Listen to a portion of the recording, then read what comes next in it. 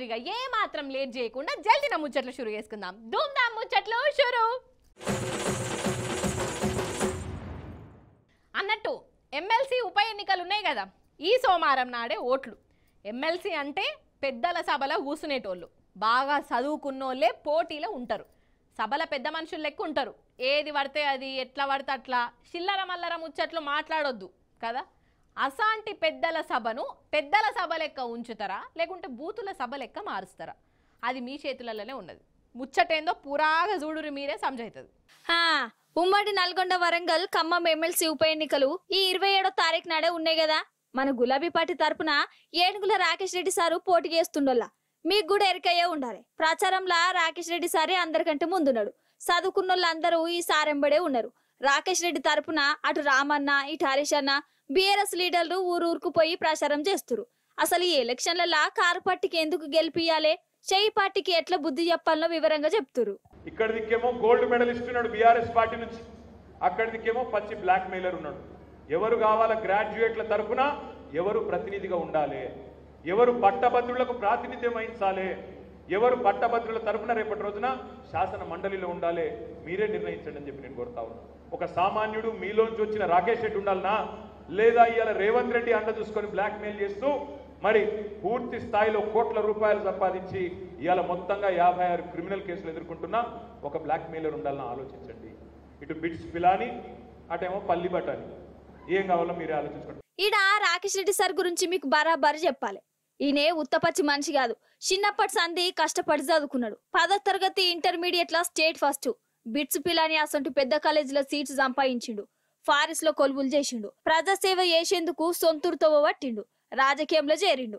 ఎంతో మందికి సాయంగా ఉన్నాడు. ఎవరన్నా తప్పు చేస్తే తప్పని నిలదీస్తాడు. ఇప్పుడు మనకు నిలదీష్టోళ్లే కావాలి, మన నిరుద్యోగుల తరపున నిలబడేటోళ్లే కావాలి. ఇక ఇంకో దిక్కు షెయి పార్టీ తరపున తీన్మర్ మల్లన్న అనే మనిషి పోటీ పడుతుండల్లా. ఈయన గురించి నేను సపరేట్ గా చెప్పాలనా, లోకమే చెప్తుంది. యూట్యూబ్ అడ్డం పెట్టుకుని బ్లాక్ మెయిల్ చేసి మందిని బదనం చేస్తాడని పేరుంది. వాళ్ళని వీళ్ళని బెదిరించి పైసలు వసూలు చేస్తాడని కూడా చెప్పుకుంటారు. వార్తల పేరుతోని పొద్దుగాలనే బూతులు రామాయణం షురు చేస్తాడని అంటుర్రు. పూటకో మాట రోజుకో పార్టీ మాట్లాడని పేరు కూడా ఉండే. అగర్ సీనియర్ గనుక పెద్దల సభకు పంపితే బూతులతోనే సభనే సత్యనాశం చేస్తాడని షెయి పార్టీలు ఉన్నోళ్లే చెప్పుకుంటురోల్లా. మరి నిరుద్యోగులు విద్యావంతులు మేధావుల తరపున కొట్లాడే లీడర్ కావాలనా, లేకుంటే ప్రభుత్వం తానా అంటే తందానా కొట్టే కడమ లీడర్లు కావాలనా? ఓటర్లు తెలుసుకోవాలి. పెద్దల సభ గౌరవాన్ని నిలబెట్టాలి. ఈ డూప్లికేట్ గాలను అగ్గి పెట్ట, వాళ్ళను దొంగలు పొడవ, వాళ్ళ చేతులకు జట్టలు గుట్ట, వాళ్ళ చెంపలకు సూదులు గుచ్చా, వాళ్ళ చెవులలో గండు జీమలు జొర్ర. లేకుంటే ఏందోళ్ళ మరి ఈ నకిలీ గాళ్ళను ఎంత తిట్టినా తక్కువనే. ఆఖరికి రైతులను కూడా మోసం చేస్తాను రోళ్ళ ఈ డూప్లికేట్ గాళ్ళు. నకిలీ పత్తి విత్తనాలు తయారు చేసి రైతుల కంట కడతాండ్రట. అగో ఇవి పత్తి విత్తనాలే కదా, అగో పెద్ద పెద్ద కంపెనీల విత్తనాల లెక్కనే కొడుతున్నాయి కదా. ఇగో ఇట్లా అనుకుంటే మీరు పత్తి చేనులకు ఆలేసినట్టే. ఎందుకంటే ఇవి అసలైన విత్తనాలు కావు, డూప్లికేట్. అవోళ్ళ డూప్లికేటియే.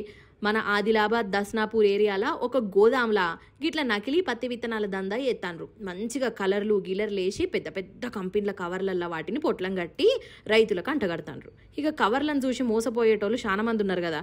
మన రైతులు కూడా ఈ డూప్లికేట్లను ఒరిజినల్ విత్తనాలే, బ్రాండెడ్ గింజలే అని అనుకొని కొనుక్కొని పోతాండ్రు. నిలువున మునిగిపోతుర్రు. అయితే ఈ దందా ఎప్పటి సందో నడుస్తుందట. టాస్క్ ఫోర్స్ ఆఫీసర్లకు ఎవరో ఆరత చెప్తే వాళ్ళు వచ్చి దందా గుట్టును బయట పెట్టిర్రు. 3గురిని అరెస్ట్ చేసి జైలు కూడా పంపిరట. ఇక్కడ లూజ్ సీడ్ కూడా బయట నుంచి ఎక్కడి నుంచో తెచ్చి దానికి సీడ్ ట్రీట్మెంట్ చేసి 4 రకాలుగా బ్రాండ్ల పేరు మీద విత్తనాలు ఇక్కడ ప్యాకింగ్ చేస్తున్నారు. ఈ కంపెనీ దీనికి ఎలాంటి కూడా అనుమతులు లేవు, లైసెన్స్ లేదు. కొన్ని ప్రాంతాల డీలర్లు కూడా చేరినట్టు కనిపిస్తూ ఉన్నది. ఇది ఇంకా దీని వెనకాల ఇంకెవరైనా ఉన్నారనేది కూడా తెలుసుకొని వీళ్ళ మీద క్రిమినల్ కేసులు పెట్టడం జరుగుతుంది. కాదోళ్ళ పైసలు సంపాదించేందుకు ఈ కంతిరోళ్ళు గిదే తొవ్వ పట్టాలనా? రైతులేం పాపం చేసిరోళ్ళ? పాపం వాళ్ళని దోకా చేసి గిట్ల మోసం చేయొచ్చునా? అసలే ప్రభుత్వము వాళ్ళను ఘోరంగా ముంచుతున్నదని ఇప్పటికే రంది మీద ఉన్నారు. ఇక ఇది చాలదని ఇంకా ఈ నకిలీగాళ్ళ ఏషం ఒకటి కథకున వాడెత్తు. ప్రతి ఒక్కళ్ళు రైతులను ముంచేటోళ్లే మోపాయిరుపా. మంది పెళ్లికి మంగళారతులు పట్టుడు, ఊళ్ళ లగ్గమైతే కుక్కలు సంబరాలు చేసుకునుడు. సొమ్మొకలిది సోకొకలిది. ఇంకేమున్నాయో ఇసంటి శాస్త్రాలు. యాదికొచ్చింది, మందికి పుట్టిన బిడ్డలు మా బిడ్డలే అని చెప్పుకునుడు. ఏందంటారా ఈ శాస్త్రాలు? మన రేవంత్ సారు వారి ప్రభుత్వం చూయిస్తున్న లలిత కళలను కండ్లారా చూసి తరిస్తున్న తెలంగాణ జనాలే ఈ శాస్త్రాలు చెప్పుకుంటాండ్రు. ముచ్చటేందో సుత్తి లేకుండా సీదా చెప్పుకుందాం రాడ్రి. ఫస్ట్ అయితే గీ సీన్ చూడుర్రి. జనవరి 31 తారీఖు నాడు కొత్తగా కొలువు పట్టిన నర్సింగ్ ఆఫీసర్లకు ఎల్బీ స్టేడియంలా అపాయింట్మెంట్ లెటర్ ఇచ్చిండు ముఖ్యమంత్రి రేవంత్ సార్ వారు. లెక్కకైతే ఆ నౌకర్లు కాంగ్రెస్ ప్రభుత్వం ఇచ్చినవి గానే కాదు, కేసీఆర్ సార్ ప్రభుత్వం ఉన్నప్పుడే ఆ కొలువులకు నోటిఫికేషన్ పడ్డది. అప్పుడే పరీక్షలు నడిచినాయి, వీళ్ళు పాస్ అయ్యారు. ఎలక్షన్ కోడ్ చేయబట్టి అపాయింట్మెంట్ లెటర్లు ఇచ్చడం ఆగింది. కానీ కాంగ్రెస్ అధికారంలోకి అచ్చుడుతోనే మేమే కొలువులు ఇచ్చినాం, మేమే పరీక్షలు పెట్టినాం అనుకుంటా రేవంత్ సారు ఎల్బీ స్టేడియంలో ఢామ్ ఢీమ్ అనుకుంటా అపాయింట్మెంట్ లెటర్లు ఇచ్చిండు. సార్ ఇట్లా చెప్పుకుంటే లెటర్లు ఇస్తుంటే చాలా మంది నవ్వుకున్నారు కూడా. అది ఆడుకొచ్చింది కథ. ఈ లెటర్లు అందుకున్న వాళ్ళు కొలువులు కూడా చేస్తురు. 3 నెలలు దాటింది, కానీ ఇప్పటిదాకా వీళ్ళకు జీతమే ఇయ్యలేదోల్లా. అరే అవంటే ఫస్ట్ జీతమే రాలే వీళ్ళకు. ఫస్ట్ జీతం అంటే ఎవరికన్నా ఎంత పాయరం ఉంటుందోల్లా. నా జీవితంలో ఫస్ట్ సంపాదన గవర్నమెంట్ నుంచి తీసుకున్న ఫస్ట్ జీతం అనుకుంటా స్వీట్ ముక్కలు వంచుకుంటా సంబరపడుతుంటారు. కానీ ఆ సంబరమే లేకుండా చేసి గోస ఉచ్చుకుంటుందట రేవంత్ సర్కారు. ఎంత ఘోరం ఇది! గింత అద్మానమా అంటే మంది పెళ్లికి రేవంత్ సార్ పోయి మంగళారతులు పట్టిండని అందరు అంటున్నారు కదా. ఇక గిట్లా అంటుంటే సారు వారు కోపానికి వచ్చిండేమో. కేసీఆర్ సార్ ఇచ్చిన కొలువులకు నేనెందుకు జీతం ఇయ్యాలే, షాకిరి చేయించుకుంటా గాని అని అనుకుంటుండు కావచ్చు. అందుకే వీళ్ళకు 3 నెలల సంది ₹1 కూడా ఇస్తలేడు అని నర్సింగ్ ఆఫీసర్లే అంటురోల్లా. కాదోల్లా, పని చేయించుకొని జీతాలు ఇవ్వకపోవడేందోల్లా. వాళ్ళతో కష్టం చేయించుకొని గిట్లా తప్పించుకున్నాడు ఇదేం తరీకా, ఇదేం నియతి అని రేవంత్ సార్ మీద గరమవుతుర్రు. అసలు తాజ్మహల్ మన బాలకృష్ణ ఎందుకు కట్టించిండు? ఓహో, అశోక చక్రవర్తి ఆడుకోవడానికే కదా. మరి అబ్రహం లింకను లిమ్కాల నిమ్మకాయ షర్బత్ కలుపుకొని తాగుతా అంటాడేంది? ఓహో, టిప్పు సుల్తాను టీవీ రిపేరింగ్ నేర్చుకోవడానికి వెళ్ళాడా? మరి ఝాన్సీ లక్ష్మీబాయి మన విజయ్ దేవరకొండ ఇద్దరు అన్న చెల్లెళ్ళేనా? ఎవరక్కడ థమ్సప్ల చక్కెర డికాషన్ పోసేది ఎవరు? ఏందోల్లా అంత పిస ఎత్తాందేంది అని అనుకుంటున్నారా? అయితే మోదీ సారు వారి ఒక ఉపన్యాసం విన్నానోళ్ళ నేను. అది ఇన్నాక నా మెదల్లో ఇగో గిర్ర తిరిగి ఏమేమో మాటలు వస్తున్నాయి. ఇప్పుడు మీకు కూడా గట్లనే అనిపిస్తుంది కావచ్చు. జర్ర ఇని తరించుర్రి మీరే. ఇక రామచంద్ర జరంతగి ఒక్క డైలాగ్ ఇని తరించుర్రి మీరు. मेरा पल पल देश के लिए 24/7 फॉर 2047 ये मोदी की गारंटी है. ఏమంటాడంటే నేను 2047 సంవత్సరం దాకా కష్టపడతా, మీకోసం నిలబడతా, ఇట్లనే ఉంటాను అంటున్నాడోల్లా. ఇదేమో ఈ 2024. మోడీ సారు వారి పెయ్యి మీదికి ఇప్పుడు 73 ఏళ్ళు వచ్చినాయి. 2047 దాకా గిట్లనే ఉంటా అంటే అప్పుడు సారువారి వయసు 96 ఏండ్లు అవుతాయి అన్నట్టు. ఇక చెప్పుండ్రోళ్ళ మీరే. ఇక ఇంకోసారేమో మోడీ సార్ ఏమంటాడంటే అసలు ఇన్నొద్దులు నేను మనిషినని అనుకున్నా, కానీ కాదు దేవుడు పంపిండు నన్ను, ఏదో కార్యం కోసమే నన్ను ఈ భూమి మీద దించిండు అని ఏమేమో చెప్పుకొచ్చిండు. ఇక ఇదిన్నాక అసలు మోడీ సార్కి ఏమైంది, మన కయాలనే ఉన్నాడా లేకుంటే వేరే కయాలు తప్పిండా అని కారడం ఆడుతాన్రోలో కాదా? మరి నన్ను దేవుడు పంపిండు, నేను 2047 సంవత్సరం దాంకుంటా ఇట్లనే చేస్తానంటే ఎవరికైనా అనుమానాలు వస్తాయి. గట్లనే మా అగ్గుడు వచ్చినాయని చెప్తున్నారు. ఇక ఇంకో దిక్కేమో మోదీ సారు జాన్ జిగ్రి జబ్బదోస్తూ అమిత్ షా ఏమంటుండంటే ఒడిశా సీఎం నవీన్ పట్నాయక్కు 77 ఏండ్లు వచ్చినాయి, ముసలోడు అయిండు, బీమార్లు అత్తాయి, రాజకీయంలోకెళ్ళి బయటకు వచ్చి రెస్ట్ తీసుకోవాలి అని అంటున్నాడు. మోదీ సారేమో నాకు 100 ఏండ్లు వచ్చినా గిట్లనే ఉంటానని పడుతుండు. ఏందో ఏమో పటోళ్ళ వీళ్ళ పర్ఫార్మెన్సులు. మీరే ఏమనాలని అనుకుంటారో అది అనుకోర్రి, నేను ఉంటా మరి. అయితే మొన్న మా నాయన నాకు ఒక చిన్నపాటి స్కూటర్ కొనిచ్చిండు. ఈనాడు మస్తున్నాయి కదా, ఆడోళ్ళదే నడుపుతాండ్రు, మగోళ్ళదే తోలుతాండ్రు.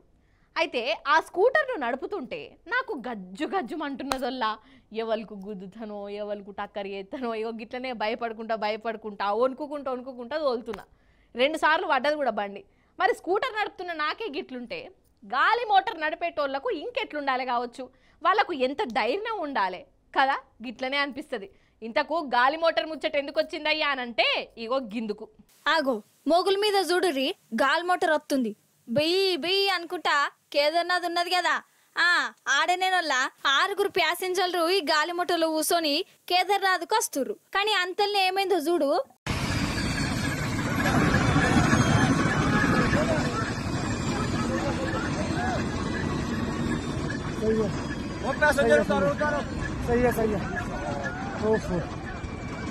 ఓష్ని ఆగో కన్నాలు తగిన పతంగి లెక్కనే గాలిని ఏటమటంగా తిరుగుతుంది కదా ఇవాళ గాలి మోటార్ పని అయినట్టే పో కింది నెలకు సినిమా సమజైంది ఆడికెళ్ళూరు కుడి పెడుతురు ఆగర్సే ఆ గాలి మోటార్ కింద పడేనా అంటే బాంబు వేలినట్టే వేలుతుంది కావచ్చు బ్రేకులు ఫెయిల్ అయినాయో లేకుంటే నట్లు బోల్టులే ఊసిపోయినాయో గాని గాలి మోటార్ గాయ గాయి వేస్తుంది మరి ఏమైతుందో చూద్దాం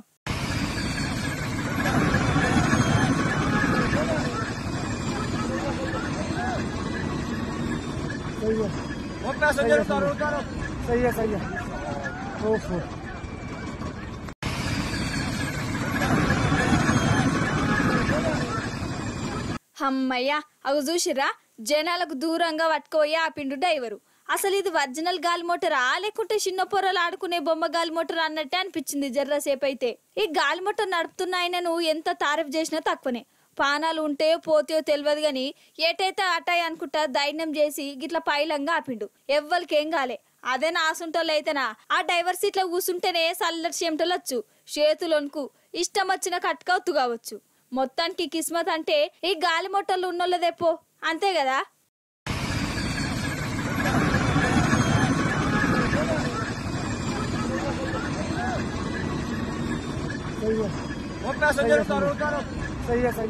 ఇవన్నట్టోళ్ళ ఇయాలటి ముచ్చట్లు మళ్ళీ రేపు వస్తుంది కదా మీ మల్లీశ్వరి అప్పుడు వచ్చేటప్పుడు ఇంకిన్ని ముచ్చట్లతో కలుస్తుంది అప్పటిదాకా మీరైతే చూస్తూనే ఉండు టీ న్యూస్ నేను ఉంటా మరి నమస్తే టాటా